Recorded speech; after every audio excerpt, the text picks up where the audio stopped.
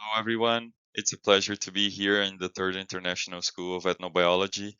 My name is Vitor Renck, and I'll be presenting to you part of my postdoctoral research that I have been doing in Wageningen University and Research in the Netherlands up until very recently, because now I have just moved to the Federal University of São Paulo in Brazil, where I'm from, and I'm also doing another postdoctoral research just now. A little bit about my background just before we start. So I'm a trained ecologist and an interdisciplinary researcher. Um, I've done, for example, my bachelor in ecology, my master in agroecology and rural development. I've came back to do ecology again in my PhD, and I was just enrolled in VUR, in Wageningen University, as a postdoctoral researcher um, within the GEOS project, the Global Epistemologies and Ontologies project. And now I'm based in São Paulo, in Santos, actually, in the Federal University of São Paulo, also as a postdoctoral researcher, but I'm also still an employee from VUR, let's say, because I'm a guest researcher from Wageningen University and Research from the Knowledge and Technology and Innovation Group. So I do have a more natural sciences background, as you can see, but for more than 6 years, I've been gaining a bit more experience in the social sciences and philosophical sciences. Coming back to our presentation, so this is a paper that I'm presenting to you, in which we are about to submit to the Journal of Ethnobiology, and my collaborators, the ones that are helping me in this paper, are David Ludwig from Wageningen University, Charbel Elhani from Federal University of Bahia, José Amorim dos Reis Filho, and Juliana Fonseca, all from the Federal University of Bahia. And now I'd like to introduce you to Siribinha and Poças, which are these two artisanal and traditional fishing villages located in the northeast coast of Brazil in the state of Bahia. And this is where I have been doing my fieldwork, both for my postdoc and also PhD for the past 6 years now. Most of these fishing villages are located in the estuary of the Itapicuru River, and as you can see, they live between the river and the sea, so they use both of these natural environments to harvest their food. Siribinha has, give or take, 500 inhabitants. Poças, give or take, 800 inhabitants. So, as I was saying before, they use both of these natural environments, both the sea and the river, to fish, both for self-consumption, but also for small-scale commercialization. Fishing is by far the most important economic activity, followed by tourism. It's a small-scale tourism. You don't get to see resorts there. Most of the commercial establishments are run by the local community. And what's very important to mention is that they still have a living fishing culture, which is called the Jangadeiros culture, named after a raft that was commonly used back in the days. So, as I was saying, they have a living fishing culture with knowledge flowing from the older generations to the younger ones. Mangroves from this estuary are still well preserved, and we can see that not only by the visual aspect of the mangrove trees, but the abundant presence of sensitive species to environmental impacts, such as the Buteogallus acnoctialis, which is a near threatened species, Pihura grazipectus, which is an endangered species, and Sapajos xanthosternus, which is a critically endangered species. So, what were our broad research goals? They were to document types of fishing expertise in Siribinha and Poças, and also to understand how this expertise was and is distributed. And for that, we use semi-structured interviews with traditional experts. So we interviewed 30 fishermen and 10 fisherwomen in total, totalizing 40 traditional experts. There were 19 fishers in Siribinha and 21 in Poças. This is already part of our results. Even though the two communities are only 6 kilometers apart from each other, they belong to the same culture and they are also inserted in the same ecosystems. The techniques and fishing arts used by these two communities are very different. The economy of Poças, for example, is almost exclusively based in the high sea fishing. Contrary to Poças, Siribinha's economy has great influence on the tourism, for example. While in Poças, the fishing fleet, they have a fishing fleet of around 15 boats. They are bigger boats than the ones from Siribinha, feeding, for example, around 5 to 7 fishers. Siribinha's boats are way smaller, feeding only 2 people at most, or three. And in Siribinha, for example, if the fishing goes wrong, they still have the tourism to support them. High sea fishing that is done in Poças is characterized by three different kinds of fishing. The first one is the manual trawling of shrimps, which is a 1 day kind of fishing. So it was mostly done when the boats first arrived in Poças in the late 1970s. It was done for many years until the abundance of shrimps decreased abruptly in the early 2000s, and they would blame mainly the boats that used to come from Valença, 200 or so kilometers south from Siribinha and Poças, and that still comes from Sergipe, which is the neighboring state from the north. And these boats have automated trawling equipment, so they are much more efficient in capturing the shrimps while they have to do it manually, obviously, in Poças. And it was difficult to continue to compete with these boats, not to mention the competition with the increased farm shrimp, which had even bigger shrimp individuals and more competitive prices. At some point, the shrimp fishing wasn't economically worthwhile anymore. And back in the days, for example, they would easily fish 200 kilos of shrimp a day, and nowadays they struggle to fish 40 kilos a day. Second kind of fishing done in Poças is the gillnet, which is a 3 to 5 day fishing at sea. The fishing is done closer to the seashore in comparison to the hook and line fishing art, which is the one that I'm going to show to you next. So they go after fishing spots, which are natural formations of rock or corals, usually occupied by many species of fish. Nowadays, they have these fishing spots marked in their GPS. However, until very recently, they used to locate them through a triangulation technique.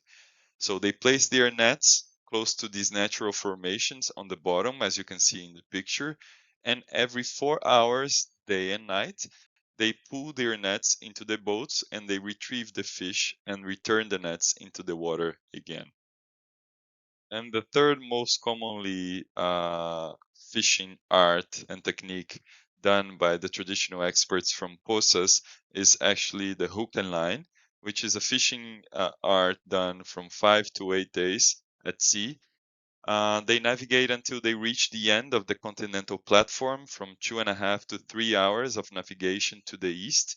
And the fish caught with this fishing art are deeper sea fish, and they have a much higher market value and size compared to the ones caught with the gillnet, for example.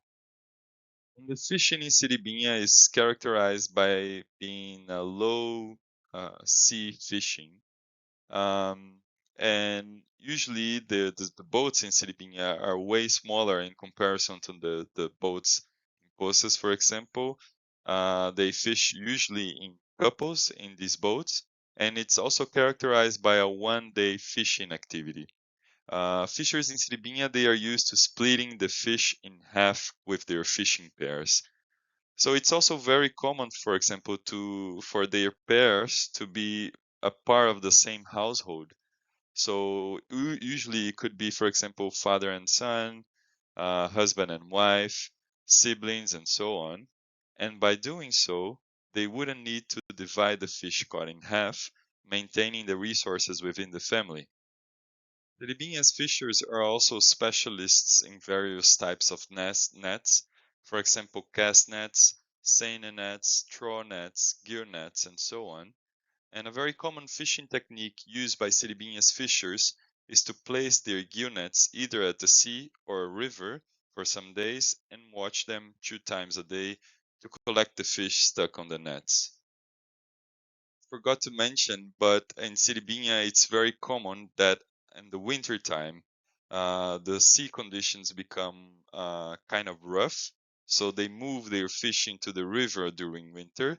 But during summer, they move back again to the sea because the sea conditions become way more calm. So it's also common in their discourse that once they move their fishing to the sea during summer, they let the river to rest. That's how they put it in Portuguese. Eles deixam o rio descansar in Portuguese.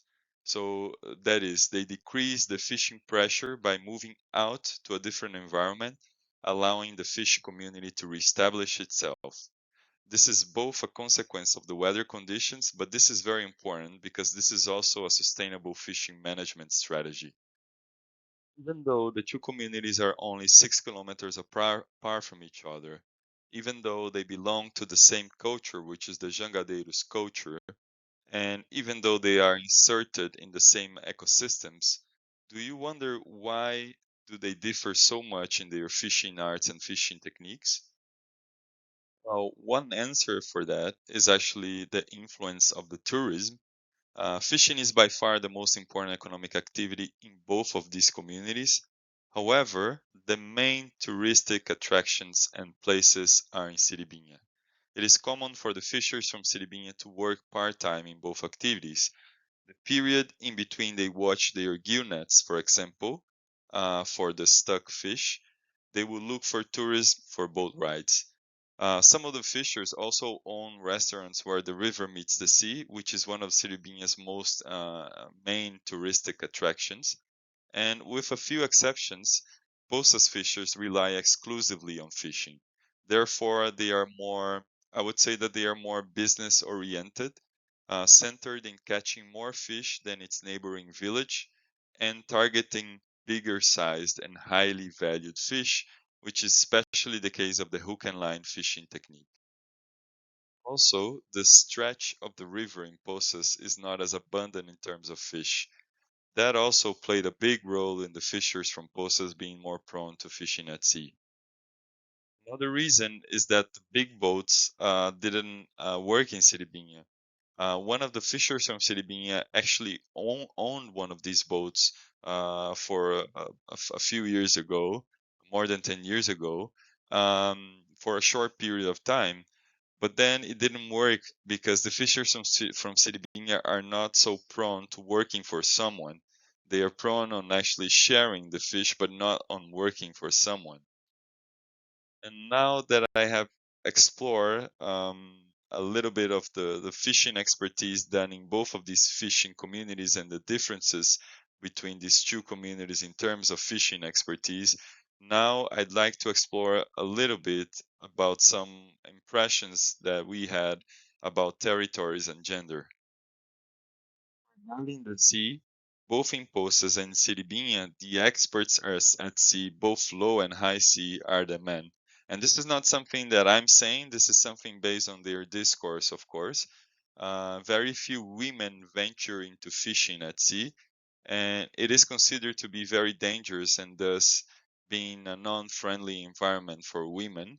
For example, one of the ladies, one of the interviewed fisherwomen said that it's heavy for a woman, and another one also said that the sea is too dangerous for women,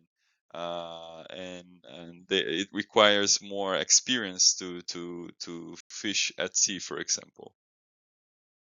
The women are the real experts on the mangroves. They are really experts in catching aratus, which is this little crab that you can see in this picture. They both catch it. They use both different techniques that I'm gonna explore in the next slide. But they are also the ones who actually cook it and then peel the skin of the aratus to be able to sell it later on the market. As I said, both of these fishing villages use different techniques to catch the aratus, and this is quite fascinating. 6 kilometers apart from each other, and why would they use somewhat so different fishing arts to harvest and catch the same species? It's a little bit of a gamble there. So each technique has its pros and cons. So in Siribinha, for example, they do it with a fishing rod, whereas in Poças they use covos, which is this fishing artifacts that you can see in the right hand picture. So one of the interviewees said that with the fishing rod, you choose which individual you will bring, whereas with the covo, what falls in the net is fish, or in Portuguese, o que cai na rede é peixe, which is a very common saying in Portuguese. Regarding the third environment or the third ecosystem, which is the river, men again are usually considered to be more experts than the women on catching fish in this ecosystem. Women are also usually responsible for cleaning the fish, storing, and selling at the market. And they are considered to be the market hard workers, or batalhadoras da feira. That's how they would call it in Portuguese. I'm already approaching the end of my talk. Throughout the years, the inhabitants of these villages are exposed at an early age to all of the fishing arts and techniques done in their communities. That is, the fishers from these two communities usually master all of the fishing arts and techniques done in their villages. Um, they choose what type of fishing they will perform according to a number of factors, which are, for example, abundance of fish, weather and sea conditions, moon phase, profitability, and so on. I would just like to point out that my project is part of a bigger project, which is led by Sharba Ohani, which is a co-author of this paper. And by the time of this presentation, I'm not sure if he's actually participating in the School of Ethnobiology. I hope he is. But please feel free to contact me or him or even David, which is very much involved in this project. We've done this event. We are a transdisciplinary research in the sense that we work with the community rather than studying them. So they are active members of the project, if you will. We've done this. We have already. We are used to going to the field work and as researcher kind of occupying their space, but we also want to make sure they actually occupy the spaces within the boundaries of the university, within the walls of the university. So one of the activities that we've done in March this year was this transdisciplinary event that happened in UFBA, the Federal University of Bahia, which is called Communities of Research, Communities of Practice, towards a transformative towards a transforming transdisciplinarity, which is something that we've been working a lot, especially David Ludwig and Charbel Ohani. They are about to, they are writing a book on transformative transdisciplinarity, which hopefully by next year will be published, and we will be happy to share within our ethnobiology community. Last but not least, I welcome you. I'm sharing with you a few of our papers. And when I mean our papers, I mean papers that are part of our project that have been published in the last couple of years. And this very presentation is based on a publication, as I said in the beginning, they are meant to be published in the Journal of Ethnobiology. So very soon, I hope to be sharing with more details the presentation that I've just given to you. Thank you very much for sticking with me and staying until the end of this presentation. This is a photo of that was taken in Poças with our transdisciplinary project. So we have researchers here, but we also have members of the community. Please reach out to me if you have any doubts, suggestions, or critiques. My name is Vitor Renck, as you see, and this is my email. Thank you very much and have a good day.